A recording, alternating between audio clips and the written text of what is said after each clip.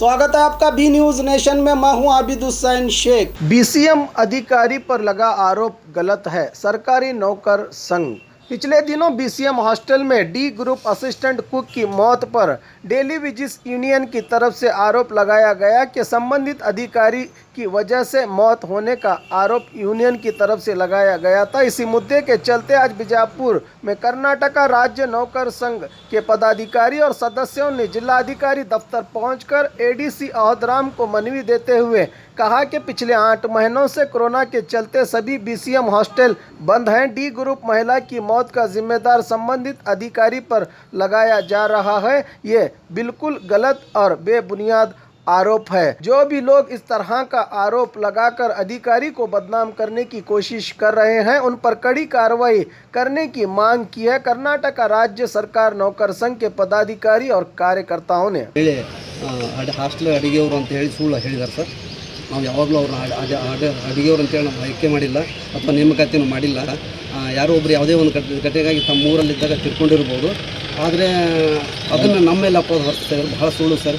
ಈ ರೀತಿ ಸುಳ್ಳು ಮಾಹಿತಿ ನೀಡಿ ನಮಗೆ ಸರ್ಕಾರಿ ನೌಕರರಿಗೆ ಭಾಳಷ್ಟು ಅಡೆತಡೆ ಮಾಡ್ತಾಯಿದ್ದಾರೆ. ನಾವು ಪ್ರಾಮಾಣಿಕವಾಗಿ ಕೆಲಸ ಮಾಡಬೇಕಾದ್ರೆ ನಮ್ಮನ್ನು ಧೈರ್ಯ ಕುಂದಿಸ್ತಾ ಇದ್ದಾರೆ, ನಮಗೆ ಹೆದರಿಕೆ ಆಗ್ತಾಯಿದ್ದಾರೆ, ಬೆದರಿಕೆ ಆಗ್ತಾಯಿದ್ದಾರೆ. ಅವೆಲ್ಲ ಲೆಟರ್ ಇದೆ ಸರ್. ಅವ್ರು ನಮ್ಮ ಮೇಲೆ ಹಲವಾರು ಬಾರಿ ನೀವು ಮಾಡದೇ ಇದ್ದರೆ ನಮ್ಮ ಕೆಲಸದಲ್ಲಿ ಏನಾದರೂ ಅಡೆತಡೆ ಮಾಡಿದರೆ ನಿಮ್ಮ ಮೇಲೆ ನಾವು ಉಗ್ರ ಹೋರಾಟ ಮಾಡ್ತೀವಿ, ಪ್ರತಿಭಟನೆ ಮಾಡ್ತೀವಿ ಅಂತ ಹೇಳ್ತಾ ಇದ್ದಾರೆ ಸರ್. ಇದಕ್ಕೆ ನಮ್ಮ ಜೊತೆ ಹೋರಾಟ ಮಾಡೋದಲ್ಲ. ನಿಮ್ಮ ಕಾನೂನು ಪ್ರಕಾರ ಏನಿದೆ ನಿಮ್ಮ ವರದಿ ಸಲ್ಲಿಸ್ರಿ ಸರ್ಕಾರ ನಮ್ಗೆ ಆದೇಶ ಕೊಟ್ಟರೆ ನಾವು ಮಾಡ್ತಾ ಇದ್ದೀವಿ ಅಂತ ಹೇಳಿದ್ರು ಸರ್. ಇದು ಅವರು ಮಾಡಿದಂಥ ಆಪಾದನೆ ಸತ್ಯಕ್ಕೆ 100% ಸುಳ್ಳಾಗಿರೋದ್ರಿಂದ ದಯವಿಟ್ಟು ನಮಗೆ ಸರ್ಕಾರಿ ನೌಕರರು ನಾವೆಲ್ಲ ಬಂದಿದ್ದೀವಿ. ನಾವು ಇವತ್ತೊಂದು 500 ಜನ ನಾವು ಸಿಬ್ಬಂದಿಗಳು ಬಂದಿದ್ದೀವಿ ಸರ್ಕಾರಿ ನೌಕರರು. ನಮಗೆ ಬಹಳಷ್ಟು ಕಷ್ಟ ಇದೆ.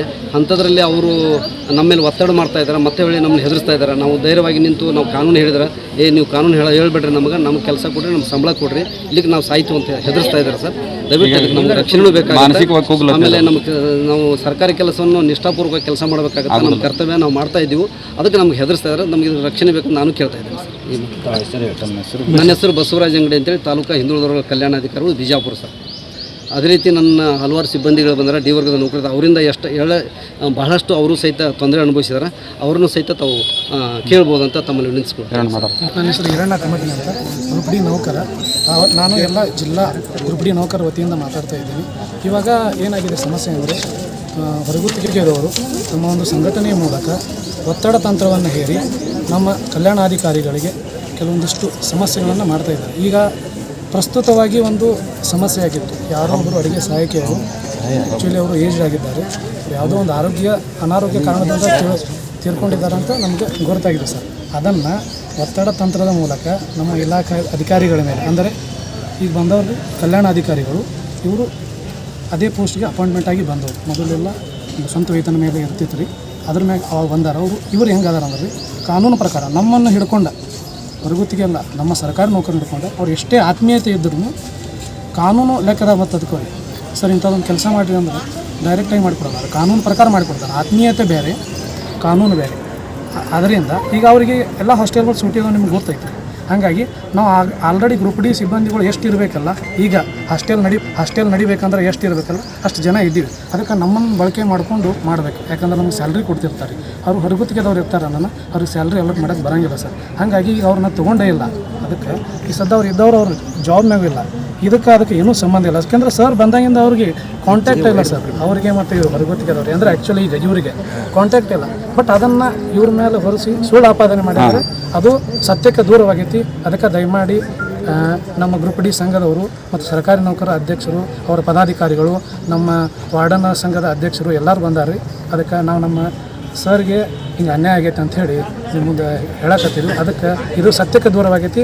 ಅದಕ್ಕೆ ದಯಮಾಡಿ ಇದನ್ನು ಜಿಲ್ಲಾಧಿಕಾರಿಗಳು ಅವರ ಏನು ಆಪಾದನೆ ಐತಲ್ಲ ಅದು ಸುಳ್ಳು ಆಪಾದನೆ ಐತಿ, ಅದನ್ನು ಕನ್ಸಿಡರ್ ಮಾಡದೆ ನಮ್ಮ ಸರ್ಕಾರಿ ನೌಕರ ಆಗುತ್ತಿರೋ ಕಿರುಕುಳವನ್ನು ಸರಿದೂಗಿಸ್ಬೇಕಂತೇಳಿ ಕೇಳ್ಕೊತೀನಿ ಸರ್. ನನ್ನ ಹೆಸರು ಹಿರಣ್ಣ ಕಮತಿ, ಗ್ರೂಪ್ ಡಿ ನೌಕರ. ನಾವೆಲ್ಲ ನಮ್ಮ ನೌಕರ ಸಂಘದ ಪರವಾಗಿ ಸರ್ ಅದು ಸುಳ್ಳು ಅಪವಾದ ಸರ್.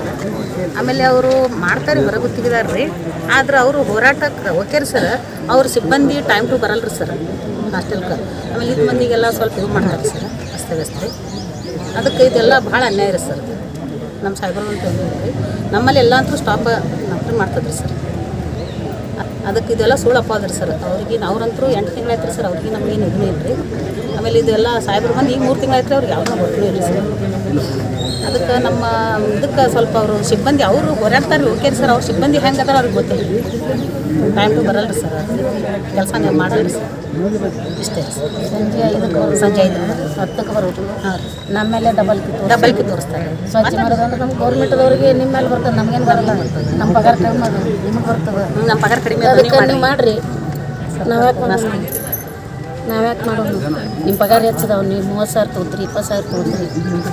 ನಮ್ಗೆ ಬರೀ ಕೊಡೋದು ನಮ್ಗೆ 9,000 10,000 ಕೊಡ್ತಾರೆ. ನಾವ್ಯಾಕೆ ಮಾಡಬೇಕು? ನಮಗೇನು ಜಾಸ್ತಿ ಕೊಡ್ತಾರೇನು? ನಿಮ್ಮಷ್ಟು ಕೊಡ್ತಾರೇನು? ಅದು ನಮಗೆ ಅನಿಸೋದು, ನಮಗೆ ಇದು ಮಾಡೋದು. ಆದ್ರೆ ಇಲ್ಲಿ ಆಫೀಸ್ ಹೊತ್ತಿನಿಂದ ಅವ್ರೇನು ನಮಗೆ ಅವ್ರಿಗೆ ಈಗ ಸಂಬಂಧ ಇಲ್ಲ ರೀ. ಈಗ ಅವರು 7-8 ತಿಂಗಳಾಯ್ತು ರೀ ಅವ್ರು ಹಾಸ್ಟೆಲ್ ಬಂದಿಲ್ಲ ರೀ. ಬಂದಿಲ್ಲ ಅಂದರೂ ಸುಳ್ಳು ಅಪವಾದನೆ ಮಾಡತ್ತಾರೆ. ಅವ್ರು ಹಾಸ್ಟೆಲಿಗೆ ಬಂದಿಲ್ಲ. ನಮಗೆ ಅವ್ರಿಗೇನು ಸಂಬಂಧ ಇಲ್ಲ. ಅವ್ರಿಗೆ ಏನು ಕೇಳಿದ್ರೆ ಅಂಜೋದವ್ರು ಕೇಳಿದ್ರಿ ಸರ್. ಅವ್ರಿಗೆ ಕೇಳ್ಬೇಕ್ರಿ ಸರ್. ನಮ್ಮ ಸಾಹೇಬ್ರದ್ದು ಸರ್ದು ಯಾರಿಗೇನು ಒತ್ತಡ ಮಾಡಿಲ್ಲ, ಯಾರಿಗೇನು ಅನ್ಯಾಯ ಮಾಡಿಲ್ಲ. ಅವ್ರದ್ದು ಏನೂ ತಪ್ಪಿಲ್ಲ ರೀ. ಅವರು ಅನವಶ್ಯಕವಾಗಿ ಬರೋದು ಪದೇ ಪ್ರತಿ ನಮ್ಮ ಸಮಾಜ ಕಲ್ಯಾಣ ಇಲಾಖೆ, ಹಿಂದುಳಿದ ವರ್ಗಗಳ ಕಲ್ಯಾಣ ಇಲಾಖೆ, ಅಲ್ಪಸಂಖ್ಯಾತರ ಕಲ್ಯಾಣ ಇಲಾಖೆ 3 ಇಲಾಖೆ ಅಧಿಕಾರಿಗಳಿಗೆ ಬರೋದು, ಇಲ್ಲ ಸಲ್ಲದ ಆರೋಪಗಳನ್ನು ಮಾಡೋದು, ಈ ರೀತಿ ಮಾಡ್ತಾ ಇದ್ದಾರೆ ಸರ್. ದಯವಿಟ್ಟು ಅಂಥ ಸಂದರ್ಭದಲ್ಲಿ ತಾವು ಯಾವತ್ತೂ ನಮಗೆ ಸಪೋರ್ಟ್ ಮಾಡಿರಿ ಸರ್. ನಿಮ್ಮ ಆಶೀರ್ವಾದ, ಮಾರ್ಗದರ್ಶನ ಎಲ್ಲ ನಮಗೆ ಇರಲಿ ಸರ್, ಪ್ಲೀಸ್ ಸರ್. ಆಮೇಲೆ ನಮ್ಮಲ್ಲಿ ಪರ್ಮನೆಂಟ್ ಆಗಿರೋರು ಕೂಡ ತೊಂದರೆ ಇದೆ ಸರ್. ಅವರಿಗೆ ಹರಾಸ್ಮೆಂಟ್ ಮಾಡ್ತಾರೆ ಸರ್. ಅವರಿಗೆ ಅವರಿಂದ ಏನೂ ಇಲ್ಲ ಸರ್. ಸರಿ ನಮ್ಮ ಕಲ್ಯಾಣಾಧಿಕಾರಿ ಸರ್ ಒಳ್ಳೆ ವರ್ಕ್. और खबरों के लिए देखते रहिए बी न्यूज़ नेशन।